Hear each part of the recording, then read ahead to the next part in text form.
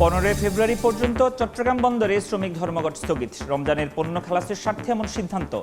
আন্দোলনকারী 17 কর্মচারীকে সাময়িক বরখাস্ত। যুক্তরাষ্ট্রের সঙ্গে শুল্ক চুক্তি সই হচ্ছে আজ। 30 থেকে 35 হাজার কোটি টাকার বোয়িং কিনবে বাংলাদেশ।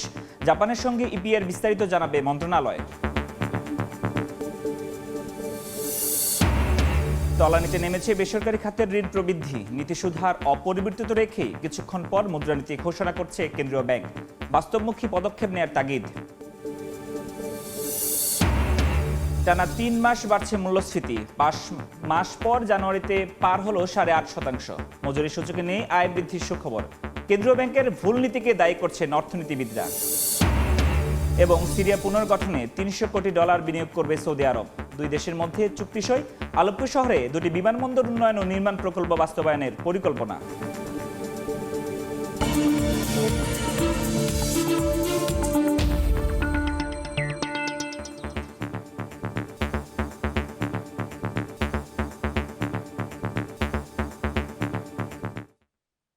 দেখছিলেন শিরোনাম। আমন্ত্রণ জানাচ্ছি দেশ ও দেশের বাইরের অর্থ বাণিজ্যের নানা খবর নিয়ে আমাদের নিয়মিত আয়োজন এই সময়ের বাণিজ্যে। আপনাদের সঙ্গে আছে আমি ফরহাদুর রহমান। শুরুতে নির্বাচনী প্রচারণার খবর। রাজধানীর বনানীতে নির্বাচনী জনসভায় যোগ দেবেন বিএনপি চেয়ারম্যান তারেক রহমান। এই মুহূর্তে কামাল আতাতুর্ক মাঠে আছেন, আহমেদ সালিহিন সরাসরি যাচ্ছি তার কাছে। বিএনপি চেয়ারম্যান তারেক রহমানের আজকে নির্বাচনী প্রচারণার যে পথসভা তিনি করবেন, রাজধানীর 8টি স্থানে তিনি এই প্রচারণা করবেন। যেই পথসভা শুরু হবে তার নিজ আসন ঢাকা 17 আসন এবং 17 আসনের বনানী যে মাঠ রয়েছে কামাল আতাতুর্ক এভিনিউর পাশে, সেই মাঠে তিনি আসবেন এবং এই পথসভায় তিনি বক্তব্য রাখবেন। সেই উপলক্ষে মাঠে কিন্তু ইতিমধ্যে নেতাকর্মীরা আসতে শুরু করেছেন এবং তার বক্তব্য শোনার জন্য এবং নির্বাচনী প্রচারণায় তারেক রহমানকে দেখার জন্য এবং তার যে প্রতিশ্রুতিগুলো রয়েছে সেই বার্তা নিয়ে সাধারণ মানুষের কাছে ছুটে যাওয়ার জন্য মূলত তারা এই নেতাকর্মীরা আজকে আসছেন। এই তারেক রহমান মূলত তিনি কয়েকদিন আগে ইশতেহার দিয়েছেন এবং ইশতেহারে যে অঙ্গীকার তিনি করেছেন অঙ্গীকারগুলো সেগুলি সাধারণ মানুষের কাছে পৌঁছে দেওয়ার জন্য তিনি নির্বাচনী প্রচারণায় সেগুলো কিন্তু আবারও তিনি তুলে ধরছেন এবং আগামী নির্বাচনে জয়ী হলে সেই ইশতেহার বাস্তবায়নে তিনি পদক্ষেপ নেবেন এবং সেই অঙ্গীকার তিনি করেছেন। নেতাকর্মীদের সাথে কথা হচ্ছিল, যারা বিএনপির যারা নেতাকর্মী যারা রয়েছেন তারা বলছেন যে বহুদলীয় গণতন্ত্রের মানুষপুত্র তারেক রহমান তিনি আগামী দিনে সবাইকে নিয়ে দেশ গঠনে একটি উদ্যোগ নেবেন, সবাইকে নিয়ে নতুন বাংলাদেশ বিনির্মাণের ক্ষেত্রে তিনি ভূমিকা রাখবেন। সেটি কিন্তু নেতাকর্মীরা বলছেন, অর্থাৎ নেতাকর্মীরা বলছেন যে বিএনপি চেয়ারম্যান তিনি এই প্রতিশ্রুতিগুলি বাস্তবায়নের মধ্য দিয়ে বাংলাদেশকে সামনের দিকে এগিয়ে নিয়ে যাবেন এবং বাংলাদেশ যে ভঙ্গুর অর্থনীতি রয়েছে সেই ভঙ্গুর অর্থনীতিকে পুনর্গঠন করা সহ দেশের যে অস্থিরতা ছিল, আইনশৃঙ্খলা পরিস্থিতির যে অবনতি হয়েছে সব বিষয়গুলোকে তিনি অ্যাড্রেস করবেন এবং সেই বিষয়গুলো নিয়ে তিনি কাজ করবেন এবং নিরাপদ শহর, নিরাপদ বাংলাদেশ গড়ে তুলবেন এবং সবার জন্য বাংলাদেশ গড়ে তুলবেন। এবং তিনি যেমন তাদের যে স্লোগান রয়েছে বিএনপি সবার আগে বাংলাদেশ, সেই মন্ত্রে মুগ্ধ বা তারা সেই মন্ত্রে তারা ধারণ করে তারা সামনের দিকে বাংলাদেশকে এগিয়ে নিতে চান। নেতাকর্মীরা যেমন বলছেন তেমনি বিএনপি চেয়ারম্যান তারেক রহমান তিনি নিজেও কিন্তু বারবার তার পথসভা জনসভাগুলিতে এবং নির্বাচনী প্রচারণায় তিনি বলছেন, আপনারা জানেন যে এর আগে ঢাকার বাইরে বিভাগীয় জনসমাবেশে তিনি বক্তব্য দিয়েছেন, প্রচারণা চালিয়েছেন, নির্বাচনী প্রচারণা চালিয়েছেন। 30টি জনসভা তিনি করেছেন ইতিমধ্যে। এখন ঢাকায় গতকালকে তিনি 7টি স্থানে পথসভা করেছেন এবং আগামীকাল আরও 8টি পথসভায় তিনি যোগ দিবেন। মূলত তারেক রহমানের পক্ষে অর্থাৎ বিএনপি নেতাকর্মীরা বলছেন বহুদলীয় গণতন্ত্রের মানুষপুত্র তারেক রহমান যিনি আগামী দিনে সবাইকে নিয়ে বাংলাদেশ গড়বেন সেই প্রত্যয় তারা ব্যক্ত করছেন, নেতাকর্মীরা তাই কিন্তু বলছেন। তো নির্বাচনী প্রচারণা কিছুক্ষণের মধ্যে তারেক রহমান এই 17 আসনে তার যে নিজের আসন সেই আসনে জনসভায় তিনি যোগ দিবেন। এই ছিল আমার কাছে বিএনপি চেয়ারম্যান তারেক রহমানের নির্বাচনী প্রচারণার যে পথসভায় যোগ দেওয়ার সবশেষ খবর। বনানী থেকে তারেক রহমানের নির্বাচনী জনসভার খবর জানাচ্ছিলেন আহমেদ সালেহিন। এদিকে রাজধানীর মোহাম্মদপুরে নির্বাচনী জনসভায় যোগ দেবেন জামায়াত আমির ডাক্তার শফিকুর রহমান। এই মুহূর্তে সেখানে আছেন রিপোর্টার মনির হোসেন, সরাসরি যাচ্ছি তার কাছে।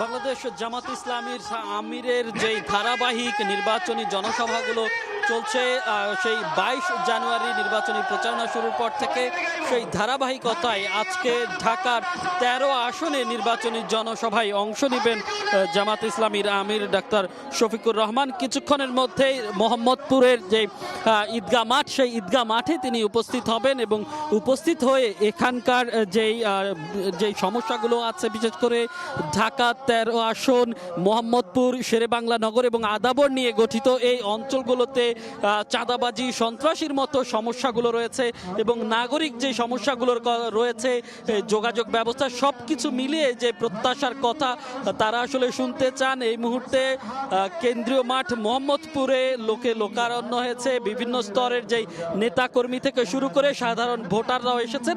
এই আসনে 11 দলীয় ঐক্যের যে প্রার্থী বাংলাদেশ খেলাফত মজলিসের আমির মাওলানা মামুনুল হক, তিনি ইতোমধ্যেই মঞ্চে এসেছেন এবং তার যে প্রচারণা, সেই প্রচারণায় মূলত আজকে অংশ নেবেন জামাত আমির এবং তিনি এখানে উপস্থিত হবেন।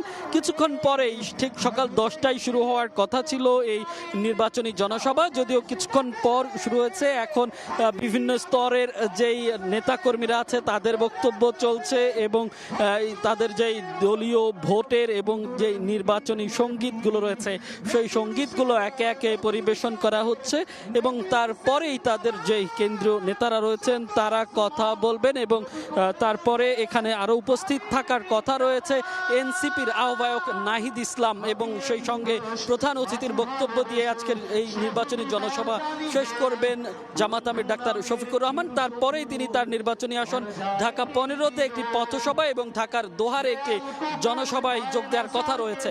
তো এই ছিল মোহাম্মদপুরের কেন্দ্রীয় ঈদগাহ মাঠ থেকে আমার কাছে সবশেষ। মোহাম্মদপুর থেকে জামাতের নির্বাচনী প্রচারণার জনসভার খবর জানাচ্ছিলেন মনির হোসেন। বাণিজ্য সংবাদের শুরুতে বন্দরের খবর।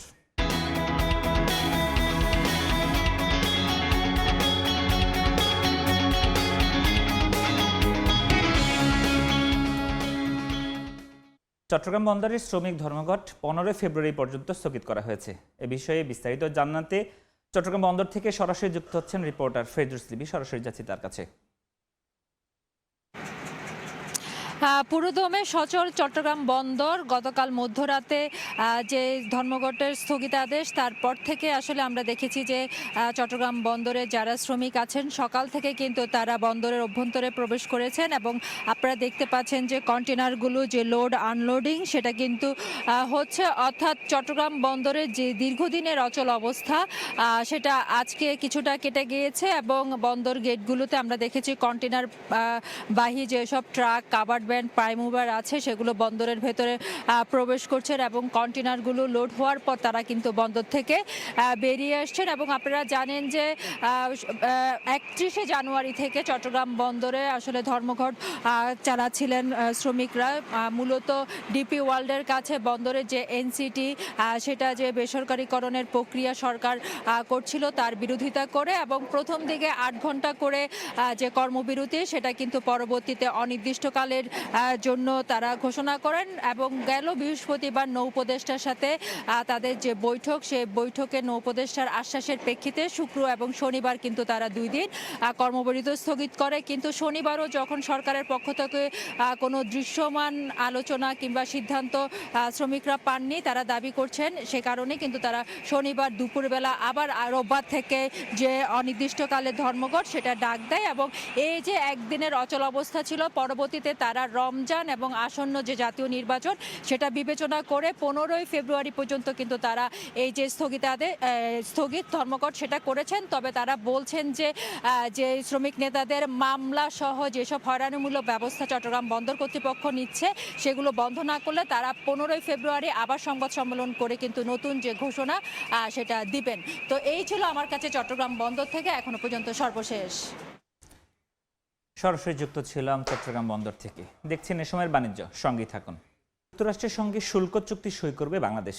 টানা কয়েক মাসের আলোচনা শেষে এই চুক্তি সই হচ্ছে বলে জানিয়েছেন বাণিজ্য উপদেষ্টা। দুই দেশের বাণিজ্যে ভারসাম্য আনতে এরই মধ্যে 30 থেকে 35 হাজার কোটি টাকার বোয়িং বিমান কেনার সিদ্ধান্তের কথাও জানানো হয়েছে। এদিকে 6 ফেব্রুয়ারি জাপানের সঙ্গে করা অর্থনৈতিক অংশীদারিত্ব চুক্তি ইপি এর বিস্তারিত জানাতে বিকেলে সচিবালয়ে সংবাদ সম্মেলনের আয়োজন করা হয়েছে।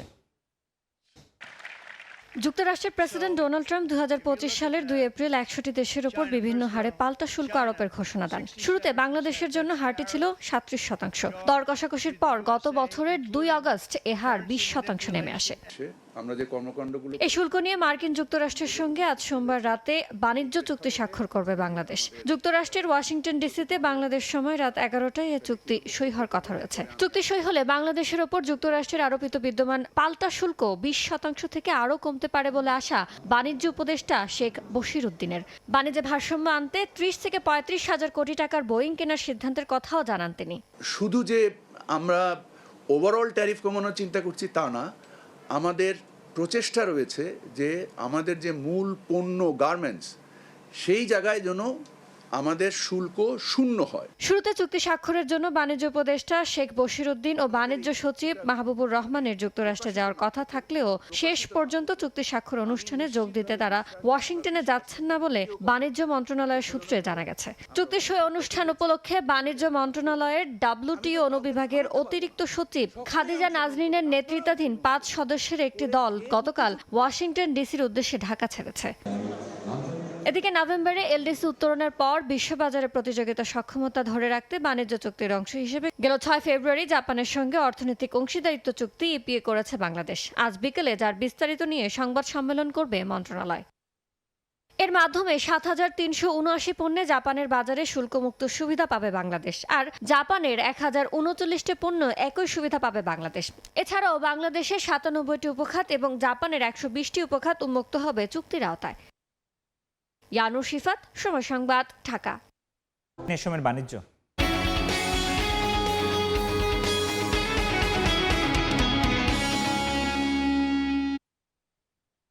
তলানিতে নেমেছে বেসরকারি খাতের ঋণের প্রবৃদ্ধি। সবশেষ ডিসেম্বরে প্রবৃদ্ধির হার দাঁড়িয়েছে 6.2%, যা চলতি অর্থবছরের শেষ 6 মাসের হিসাবে সর্বনিম্ন। এমন অবস্থায় আজ দ্বিতীয়ার্ধের মুদ্রানীতি ঘোষণা করছে কেন্দ্রীয় ব্যাংক, যাকে ব্যবসার জন্য অশনি সংকেত হিসেবে দেখছেন উদ্যোক্তারা। অর্থনীতিবিদরা বলছেন, কেবল মূল্যস্ফীতির দোহাই দিয়ে চড়া সুদ হার টেনে নিয়ে যাওয়া অর্থনৈতিক অদূরদর্শিতার শামিল। MS আরিফিনের রিপোর্ট।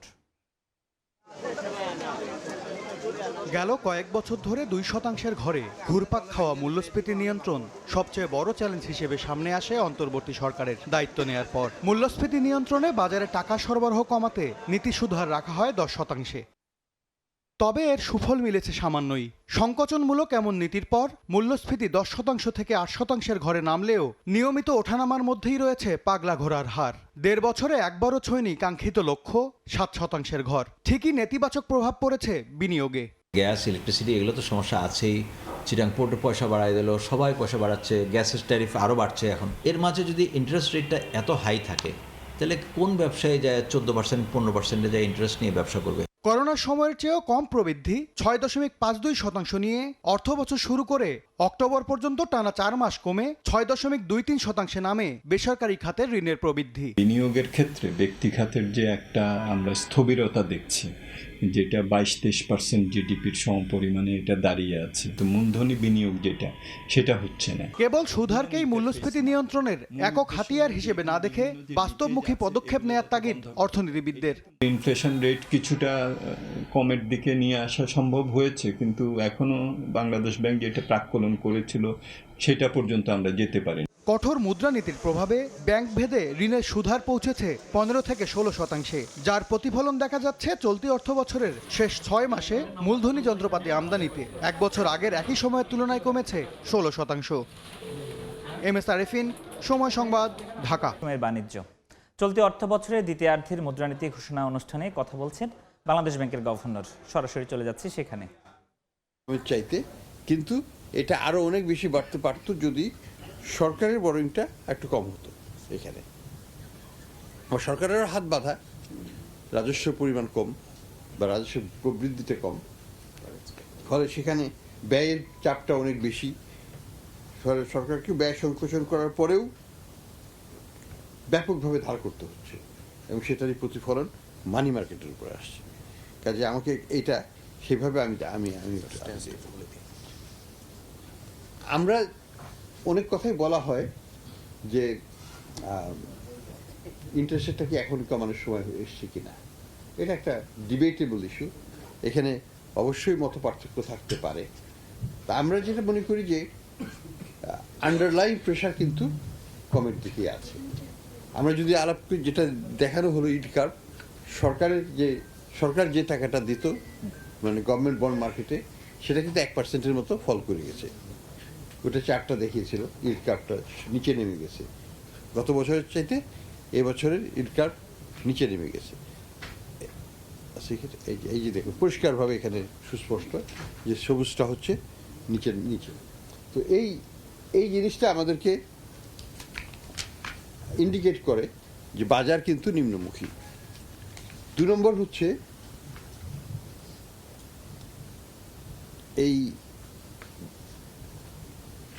এখানে মানি মার্কেটে এখনো কিন্তু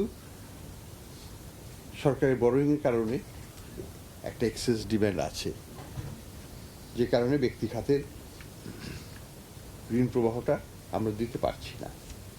এটাকে যদি যতদিন থাকবে ততদিন পর্যন্ত কিন্তু এই টেনশনটা, অর্থাৎ এই প্রেশারটা, ডিমান্ড প্রেশারটা মানি মার্কেটের উপর থাকবে, এবং এটা থাকলে পরে ইন্টারেস্টের ঊর্ধ্বমুখী চাপটা এখানে থাকাটা স্বাভাবিক নর্মালের চাইতে।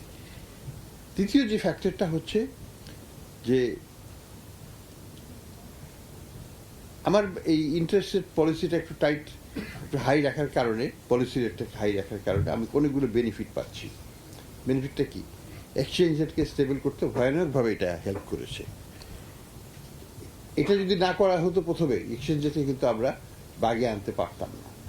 এই যে বিশাল একটা অর্জন হয়েছে এক্সচেঞ্জ রেটকে স্টেবল করার, এটার পেছনে কিন্তু এই পলিসি রেটকে বাড়িয়ে দেওয়ার মূলে একটা বিরাট ভূমিকা ছিল এবং আছে এখনো।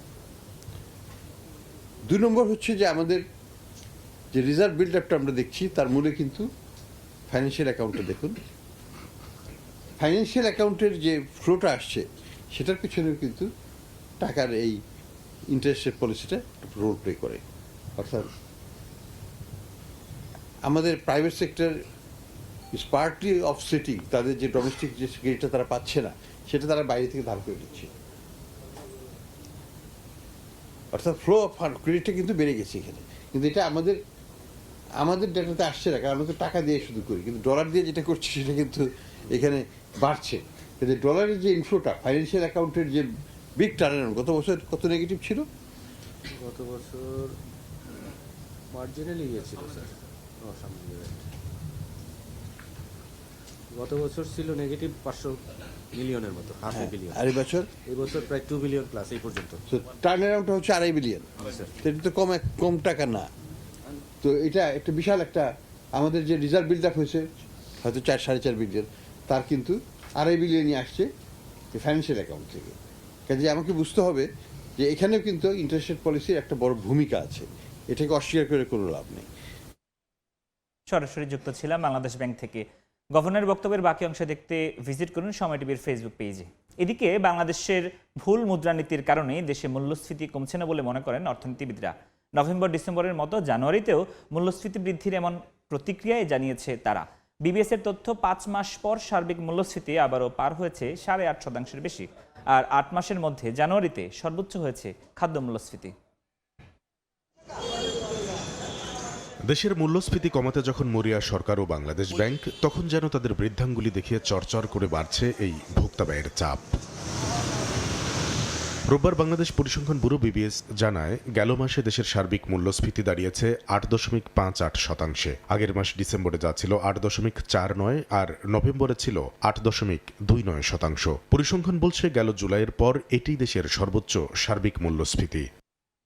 খাদ্য মূল্যস্ফীতি বেড়েছে আরও বেশি হারে। খাদ্যপণ্য কিনতে 1 বছর আগের তুলনায় গেল জানুয়ারিতে সাধারণ মানুষের ব্যয় বেড়েছে 8.29%। আগের মাসে যা ছিল 7.71%। এ নিয়ে টানা 4 মাস ঊর্ধ্বমুখী প্রবণতায় রয়েছে খাদ্য মূল্যস্ফীতি। বিবিএস এর তথ্য, এর বেশি খাদ্য মূল্যস্ফীতি ছিল গেল বছরের মে মাসে 8.59%। প্রত্যাশা ছিল যে অন্তত ডিসেম্বর জানুয়ারি মাসে খাদ্য মূল্যস্ফীতি কমে যাবে, তার কারণে এই সময় দেশীয় যে শাকসবজি, ফলমূল এবং অন্যান্য খাদ্যপণ্য সেগুলো কিন্তু সরবরাহ বেশি থাকে, দেশীয় উৎপাদনটা বেশি হয়। কিন্তু মনে হচ্ছে যে আসলে কেন্দ্রীয় ব্যাংকের যে ক্রমাগত ভুল নীতি, বিশেষ করে যে আমাদের একটা ভ্রান্ত মুদ্রানীতির কারণে আজকে আমাদের মূল্যস্ফীতির এই অবস্থা।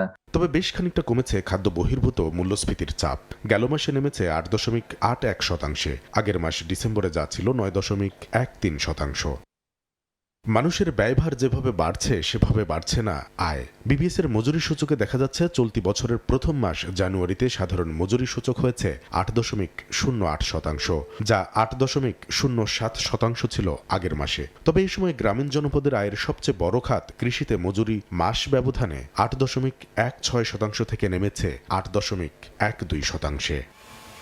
কামরুল হাসান সবুজ, সময় সংবাদ, ঢাকা।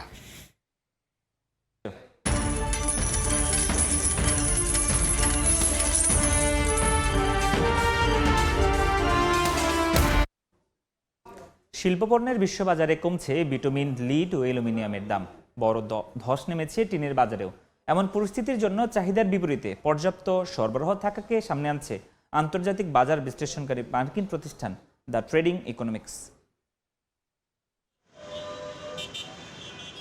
সড়ক, মহাসড়ক, রানওয়ের মতো যোগাযোগ অবকাঠামো তৈরিতে দরকারি ভিটামিনের দাম বিশ্ববাজারে বর্তমানে নিম্নমুখী। সপ্তাহ ব্যবধানে প্রতি টনের দাম 3.23% কমে দাঁড়িয়েছে $483.36। তবে মাস ব্যবধানে বেড়েছে 6.27%। লিড বা সীসা, গাড়ির ব্যাটারি, গোলা বারুদ, তারের খাপ তৈরি ও বিকিরণ সুরক্ষায় বিশ্বব্যাপী ব্যাপক চাহিদা রয়েছে এই শিল্পপণ্যের। সপ্তাহ ব্যবধানে টন প্রতি দাম 0.50% কমে আন্তর্জাতিক বাজারে বর্তমানে প্রতি মেট্রিক টন লিডের দাম পড়ছে $1,961। মাস ব্যবধানে দাম কমেছে 4.11%। অ্যালুমিনিয়াম, উড়োজাহাজ, মহাকাশযানের বডি নির্মাণ থেকে শুরু করে হাড়ি, পাতিল, কড়াইয়ের গৃহস্থলী নানা পণ্য তৈরিতে দিন দিন বাড়ছে হালকা ধাতুর ব্যবহার। সপ্তাহ ব্যবধানে প্রতি টনের দাম 0.19% কমে নেমেছে $3,111। তবে মাস ব্যবধানে দাম বেড়েছে 0.81%। আরেক শিল্পপণ্য টিনের দামে ধস নেমেছে। সপ্তাহ ব্যবধানে প্রতি টনের দাম 15.66% কমে বর্তমানে নেমেছে $46,458। মাস ব্যবধানে দাম বেড়েছে 4.34%-এরও বেশি। ইয়ানুর শিফাত, সময় সংবাদ। দেখছেন এ সময়ের বাণিজ্য। সিরিয়া পুনর্গঠনে $300 কোটি মার্কিন ডলার বিনিয়োগ করবে সৌদি আরব। দেশ দুটির মধ্যে চুক্তি স্বাক্ষর হয়েছে। চুক্তি অনুযায়ী আলেপ্পো শহরে 2টি বিমানবন্দর উন্নয়নের পাশাপাশি টেলিযোগাযোগ ও নির্মাণ খাতে প্রকল্প বাস্তবায়নের পরিকল্পনা রয়েছে। দুই দেশের এই উদ্যোগকে স্বাগত জানিয়েছে যুক্তরাষ্ট্র। যুদ্ধবিধ্বস্ত সিরিয়া পুনর্গঠনে এগিয়ে এসেছে সৌদি আরব। নতুন একটি চুক্তি স্বাক্ষর করেছে দামেস্ক ও রিয়াদ। স্থানীয় সময় শনিবার সিরিয়ার বিনিয়োগ কর্তৃপক্ষের প্রধান তালাল আল হিলালি এই চুক্তির অন্তর্ভুক্ত একাধিক প্রকল্পের ঘোষণা দেন। এর মধ্যে আলেপ্পোতে নতুন আন্তর্জাতিক বিমানবন্দর, কম খরচে সিরিয়া সৌদি এয়ারলাইন এবং সিল্ক লাইন নামের টেলিকম প্রকল্পের উল্লেখ রয়েছে। সংশ্লিষ্টদের দাবি, সিল্ক লাইন প্রকল্প সিরিয়াকে আঞ্চলিক যোগাযোগের কেন্দ্র হিসেবে গড়ে তুলবে। সৌদি বিনিয়োগ মন্ত্রী খালিদ আল ফালি জানান, নতুন প্রতিষ্ঠিত এলাফ ফান্ড সৌদি বেসরকারি বিনিয়োগকারীদের অংশগ্রহণে আলেপ্পোর 2 বিমানবন্দরে $200 কোটি বিনিয়োগ করবে। এই উদ্যোগ সিরিয়ার অর্থনৈতিক পুনর্গঠন ত্বরান্বিত করবে বলে আশা তার। সিরিয়ার যোগাযোগ ও তথ্য প্রযুক্তি মন্ত্রী আব্দুল সালাম হাইকাল বলেন, টেলিকম খাতে প্রায় $100 কোটি বিনিয়োগ হবে। হাজার হাজার কিলোমিটার কেবল বসিয়ে এশিয়া ও ইউরোপের মধ্যে সংযোগ উন্নত করার পরিকল্পনা রয়েছে। ফ্লাইনাস ও সিরিয়ান সিভিল এভিয়েশন অথরিটি নতুন এয়ারলাইন্স ফ্লাইনাস সিরিয়া প্রতিষ্ঠার চুক্তি স্বাক্ষর করেছে, যেখানে সিরিয়া প্রতিষ্ঠানটির 51% মালিক হবে। বিমান সংস্থাটি 2026 সালের চতুর্থ প্রান্তিক থেকে কার্যক্রম শুরু করবে। এছাড়া সিরিয়ার জ্বালানি মন্ত্রণালয় সৌদি আরবের SWA পাওয়ারের সঙ্গে পানি সরবরাহ সংক্রান্ত চুক্তি স্বাক্ষর করেছে। আল হিলালি বলেন, এই চুক্তিগুলো গুরুত্বপূর্ণ খাতগুলোর কথা মাথায় রেখে করা হয়েছে, যা মানুষের জীবনের সরাসরি প্রভাব ফেলবে এবং সিরিয়ার অর্থনৈতিক পুনর্গঠনের জন্য মৌলিক স্তম্ভ হিসেবে কাজ করবে। যুক্তরাষ্ট্রের সিরিয়া দূত টম ব্যারাক সামাজিক যোগাযোগ মাধ্যম এক্সে এক পোস্টে এই উদ্যোগের প্রশংসা করেন। বলেন, এভিয়েশন, অবকাঠামো ও টেলিকম খাতে কৌশলগত অংশীদারিত্ব সিরিয়া পুনর্গঠনে গুরুত্বপূর্ণ অবদান রাখবে। সাদিয়া তাসনিম, সময় সংবাদ। এ পর্যায়ে শীর্ষ সংবাদগুলো জানিয়ে দিচ্ছে আরেকবার। 15 ফেব্রুয়ারি পর্যন্ত চট্টগ্রাম বন্দরে শ্রমিক ধর্মঘট স্থগিত। রমজানের পণ্য খালাসের স্বার্থে এমন সিদ্ধান্ত। আন্দোলনকারী 17 কর্মচারীকে সাময়িক বরখাস্ত। যুক্তরাষ্ট্রের সঙ্গে শুল্ক চুক্তি সই হচ্ছে আজ। 30 থেকে 35,000 কোটি টাকার বোয়িং কিনবে বাংলাদেশ। জাপানের সঙ্গে ইপি এর বিস্তারিত জানাবে মন্ত্রণালয়। এবং তলানিতে নেমেছে বেসরকারি খাতের ঋণ প্রবৃদ্ধি। নীতিসুধার অপরিবর্তিত রেখেই মুদ্রানীতি ঘোষণা। মূল্যস্ফীতি কমাতে বাস্তবমুখী পদক্ষেপ নেওয়ার তাগিদ।